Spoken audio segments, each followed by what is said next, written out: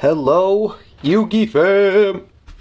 Alright, so this is an updated Salamangreat deck profile. It's not like there's, I haven't seen too many Salamangreat deck profiles, so I figured, I'd be, a nice guy and share my deck profile since there's only a couple thousand. So yeah, I made some updates to the deck. We changed some ratios around. I've been playing this deck ever since it got released, so what is that, 3 weeks maybe, a little over 3 weeks. And not to boast, but yeah, your boy's been topping locals nonstop. Oh yeah, the big leagues. Oh no, but I want to take this to like a big event like ASAP just to see how well I do with the deck. Only because I'm very confident in it, when I play the mirrors or any other matchup like Strikers, Thunder Dragons, yada yada yada. Yeah, man. So it's been really fun, really great. So let's get right into it. Really excited to show you guys some of the stuff I changed. So we got 3 Foxy. Foxy is just so fucking awesome, dude. Like, I feel like it's an underrated Salamangreat card. You know how great it is to pop floodgates when you had to just be able to send this guy to the graveyard, ditch a Salamangreat card from your hand, special summon it, and then pop a face-up card. Or popping the face-up card is optional, which is awesome. Like, as long as there's a face-up spell or trap, you can summon this guy by pitching a Salamangreat card from your hand, and you don't have to pop the card. So like if it's one of your own cards, you don't have to destroy it, which is so cool. But yeah, you don't know how many summon limits I popped with this guy. Like every single time somebody flips summon limit, like, yeah, my turn kind of ends, but like next turn I just pop it with Fox and I keep going if they can't OTK me, which I believe this deck has a great job of. It protects itself, like with Gazelle and Balinks in the grave. So yeah, we have the 3 ofs for the Salamangreat monsters, and then the 1 ofs we have 1 Jaguar, 1 Falco, 1 Fowl. I've always, I think I showed this in the last deck profile. Fowl is, and now I see more Salamangreat players catching on to this card, because when I first read this card, I'm like, wait, it's like a free special summon, and it's a way to chain block this guy, and it's a way to chain block this guy, and it's a way to chain block this guy. It chain blocks so many of your plays, so that way your opponent can't Ogre or Ash, which is so cool, and it's a free body. It's another way to go into Dweller. And then these 2 are the standards. Falco I like because it resets like your Fusion of Fire. It resets all these cards. Plus you can like bounce back Foul, and then special summon this, and then Foul triggers to special summon itself if you haven't used its effect already. Jaguar is like the best one because it's the one that allows Wolf to go off. And it's like the one that manages your resources by recycling like your extra deck monsters back. So these are all amazing. These are self-explanatory by now. Gazelle is like the best Salamangreat monster. Normal or special summon, you foolish, like any Salamangreat card. They're just all great, man. I wouldn't cut this. I wouldn't like change the ratios at all. At least not for now. So moving on to the non-Salamangreats, we have 3 Lady Debug. I don't like Bufferlo. Okay, and I'll tell you why. Because Bufferlo, yes, the draw 2 is awesome, but Bufferlo can't guarantee you something. He can't guarantee you the Cyber monster that you need. Lady Debug guarantees you a Gazelle, guarantees you a Spinny, guarantees you a Foxy. That's why I like Lady Debug, because I can search for what I need, and I don't have to like take a risk on Bufferlo drawing me the cards that I need. Also, I need to have another Cybers card. Like, yeah, that's like it's common. I mean, it's not hard to have like another Cybers monster in your hand, but what if you don't? If you don't, like, you're legit screwed. So that's why I like Lady Debug. Yeah, there's that whole Gozen shit and like the ogre, but dude, like you play Called by the Grave, like come on. I mean, all these scenarios can like happen in any duel. Like I can say, hey, yeah, you know, as soon as you summon Buffalo, I could go Reaper and Reaper like your Bailing. So what are you gonna do now? It's like, come on, like there's so many scenarios where like shit can happen. So I hate when I hear that bullshit about, oh yeah, Lady Debug Gozen match. I'm like, dude, like who's gonna play Gozen match against this deck and hope that you start with Lady Debug when your whole entire deck is fire? But yeah, anyway, Lady Debug is bae and always will be. Okay, and then we have for the extenders slash starters. I used to play 2 of this because I'm like, I don't play any synchros. Why would I play this? But then I had scenarios where I drew 2 of these, like both of them, and I'm like, shit. If this was a if one of these guys was a wielder, then I'd be able to normal summon wielder and special summon, or vice versa, normal summon this, special summon wielder, and still go into the rank 3 play. So that's why you play one of each. That's why it's better to play one of each. You don't have to, okay? If you don't want to buy this card, you could just play 2 of this. Because everybody who played Brio never summoned Brio. It was like the dumbest thing. It was like, oh, hey, I'll play Brio to, in theory, bounce these 2 cards back, but then they found themselves like not summoning Brio enough, so like what's the point of like paying for 2 copies of this card? If you have 2 copies, yeah, I guess play them, but if you draw both, it's nice to have one of each, right? Normal summon, special summon, normal summon, special summon, and then still go into your rank 3, which is really cool. That's why I play one of each. That's the only reason I play one of each, just so I don't find myself in that scenario, which I have before. 3 Ash, 2 Veiler, 2 Ogre. Okay, so before people ask, you know, why don't you play Phantasme? I don't have Phantasme. It's as simple as that. I could like sell my impermanences and try to get Phantasme, but I just love impermanence so much. Like, just the fact that it can like negate, you know, a spell or trap in the same column if your opponent like forgets or doesn't like think to like put it in a different column. They have to always play around impermanence, and impermanence can like shut off floodgates, like if you need to set something and then shut it off for your next turn. It's just so good. Like, it can't be Called by the Grave. That's why I'm like, ah, man, either impermanence or Phantasme. I'll see. We'll see after the reprints come out for the special edition. But right now, this is what I like. I like 3 Ash. I love 3 Ash because Ash is Ash. And it's a fire. It's a level 3. This has actually come up multiple times. Normal summon Ash, special, rank 3. Normal summon Ogre, special, rank 3. It's come up so many times, more times than I'd hoped. But it's so awesome that I can still play even if I open up this and no Salamangreat. It's really cool that I could still play Veiler. I love Veiler because it's not once per turn. I'd play 3, but I kind of like cut 1 and I cut another card to play 2 Ogre because it hits a lot. It hits like the Salamangreat stuff. It hits like multi-roll. It just hits a lot of things that I like. Even if you hit Saryuja, it's pretty good because they can't special summon from the hand. So Ogre has a lot of utility. I like Ogre a lot. Plus it's a level 3, and again that comes up. I normal summoned Ogre and special summoned a Psychic Tracker before, just so I can like continue my plays. And then we have 3 of the best Rhoda ever created. The quick play Rhoda. Droll, no. Quick play, activate, chain to Droll. I still get my search. It's just really cool. It's really cool that this is a freaking quick play. The protection effect you never really use, but it's nice to have, just in case.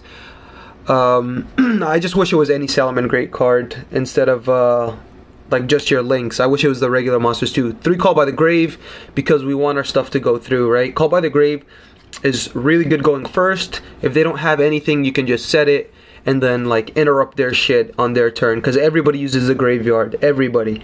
I think I can't even think of a deck like right now that's relevant or that doesn't like get hurt by Called by the Grave. Then the one-ofs, we have E-Telly for the Psychic Tracker and Wielder, and for the Ghost Ogre, because it's a great extender, and then if anything you can just set it and summon Ogre on excuse me, summon Ogre on your opponent's turn and then use it like that. We got 1 Will, 1 fusion, and then 1 of the field spell. I kind of want to bump this up to 2.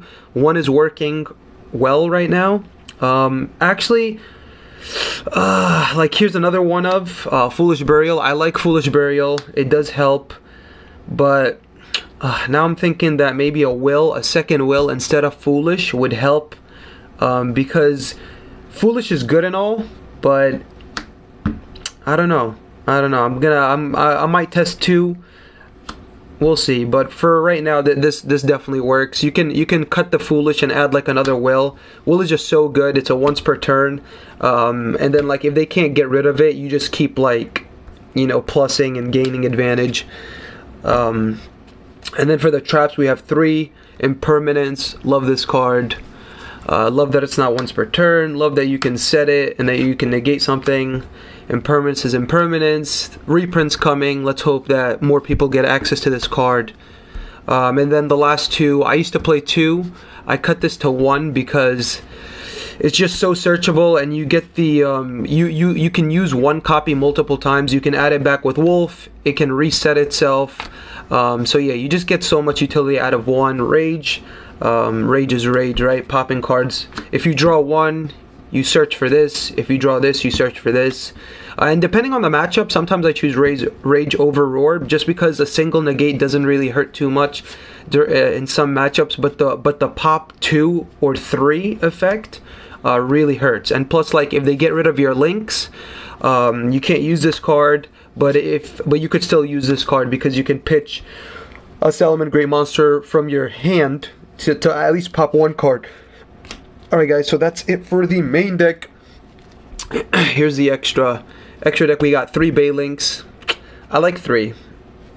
I don't know, I like 3. It's in the grind games, especially like in the mirror match, I've had this come up. I've used 2 and I needed 1 more. I just like to have 3 just in case. I don't want to ever be stuck not being able to summon a Salamangreat Link monster. 3 Wolf. Everybody plays 3 Wolf because this is the best Salamangreat Link monster. Oh, by the way, this is a 20th anniversary Stardust playmat. How sick does that look? I got it from the 20th anniversary OCG Duelist box, and you could pull like Dark Magician, Odd Eyes Pendulum Dragon. You could pull Neos, but I pulled the Stardust, and I'm so happy because it's like the best one. And then 2 Heat Leo. You only need 2. You can recycle it if you need to. We play 2 because we want to get the reincarnation effect. And then shuffling back a back row is really good. It's not once per turn. Yeah, man, these are all awesome. I wouldn't change the ratios on these. 2 Mirage Stalio. I play 2 because it's fucking come up before. I can't just play 1 and be stuck. I don't know how people like. You mostly go into these. Like you're not guaranteed to go into any other non-generic Link or XEs except Dweller. Most of the time you're just going into these. Dweller, maybe like Borreload. I don't know why people cut like this. Stop cutting this. Stop cutting this to 1. That's so scary. I bet you fuckers have lost before because you had 1 and didn't have access to another one. Why? Because you're like, oh yeah, you only need 1. You can like recycle it back with Jaguar. No, we want to recycle this back with Jaguar, not this. We don't need to recycle this back because we should be playing 2. But yeah, guys, that's all. That's my opinion. You know, that's my opinion. If you guys want to play 1, go ahead and play 1. But cringe. And then we got the Violet Chimera. Because it's Violet Chimera, 1-shot OTK. It feels so good. It just feels so good to just 1-shot. It kind of sucks for your opponent, but you know, Violet Chimera is a card, and it's a Salamangreat card, and it's a great card. And then we have Phoenix. Phoenix is the only like. Other than Dweller, Phoenix is the only one that I really recommend you play because you never want to find yourself stuck not being able to like have access to Phoenix. Because it's fire and it's so easy to summon, and it's a pitch 1, draw 1. If it's like sometimes you'll find yourself in this scenario where like you'll summon Phoenix under Wolf, you'll be able to pop 1, get a draw. It's just really good. I definitely recommend like playing Phoenix. And then we got Hita. Hita, until today, I have never summoned Hita. Never. I mean, I know it's good in the mirror match, but there's very few times where I found myself needing Hita. And yeah, even if I did summon her, it kind of wouldn't have changed anything. Yeah, I manage my resources well to where I always have access to like Wolf, and Wolf is always a better card to summon. Hita's kind of like when you're desperate, right? Then we have Borrelsword. You can run Borreload, obviously, because you can OTK with Chimera, so Borreload would actually be a very good option. I just like Borrelsword because like it just doesn't give your opponent a chance. It just finishes them off right away. Like, I don't want to steal your monster and then attack you with your monster and not be able to OTK. I just want to go for a game right then and there. Like, Borrelsword, attack, gain the attack, you know, change something to defense, attack again. Like, it's really good. But again, Borreload. Oh, you could also do the like, instead of these two, you could play like the you know, the transcode update jammer. That's a really good one too, and it's definitely budget, and it's an OTK. Again, Hita's good, but like how many times are you gonna summon Hita? Like, if you summon Hita, you're losing, which sucks. That's why we play like all the extenders and stuff like that. We play like you know, the 2 psychic trackers. I play the E-Telly just so I never find myself like, you know, needing Hita. But anyway, Dweller, he's the best rank 4. Don't play Baguska, play this. Unless you have space to like play both, but this should be your #1 pick. Dweller. Dweller hits everything. Like, True Draco is still a deck, right? And if you summon this, and then like you know, you pass and then you activate Dweller, and they can't pop your cards while making their plays, they're gonna be in a very rough spot. And then also for their mirror match, they can't activate anything in grave. Thunder Dragons, they can't like activate the dangers that get sent from the field to the graveyard. Dangers can't activate their when they get discarded. They can't activate their effects in the grave. So Dweller is just overall a very, very good card because it doesn't even allow them to activate. Like, you can't even activate. You can't try to chain block anything that you're doing, because that's what they do with like Saryuja, like with the guard dragons and stuff. They try to chain block so that way they can activate Saryuja. But if this is on the field, they can't chain block anything because nothing can activate in the graveyard.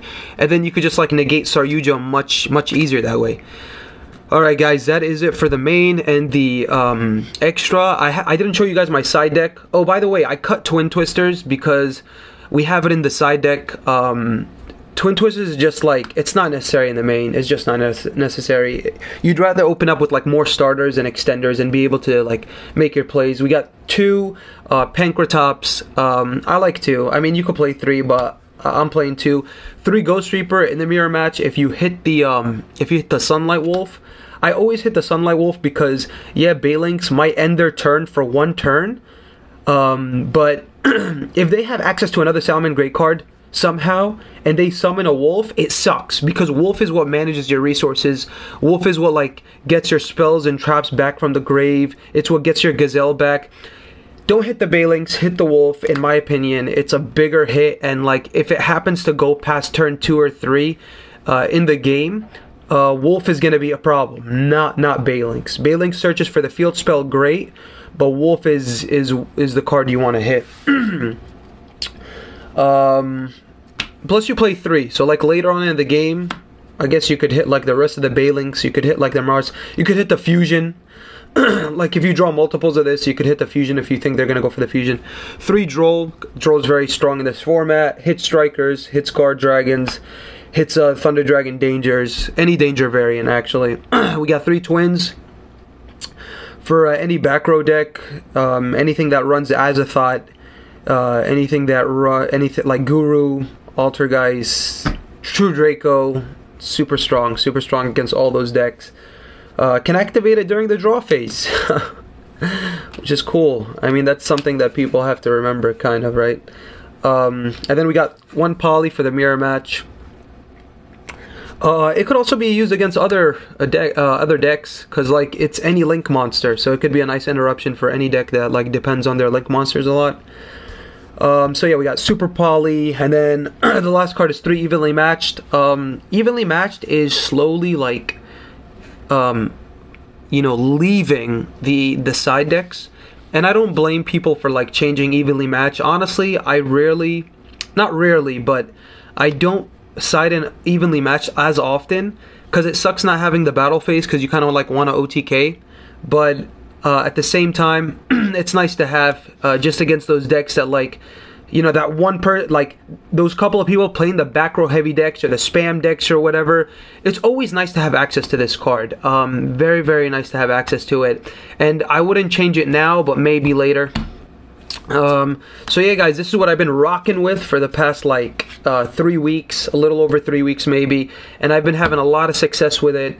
I know it's just like at locals for now. I really want to take this deck to a big event, or a you know, bigger event, like a regionals or something like that.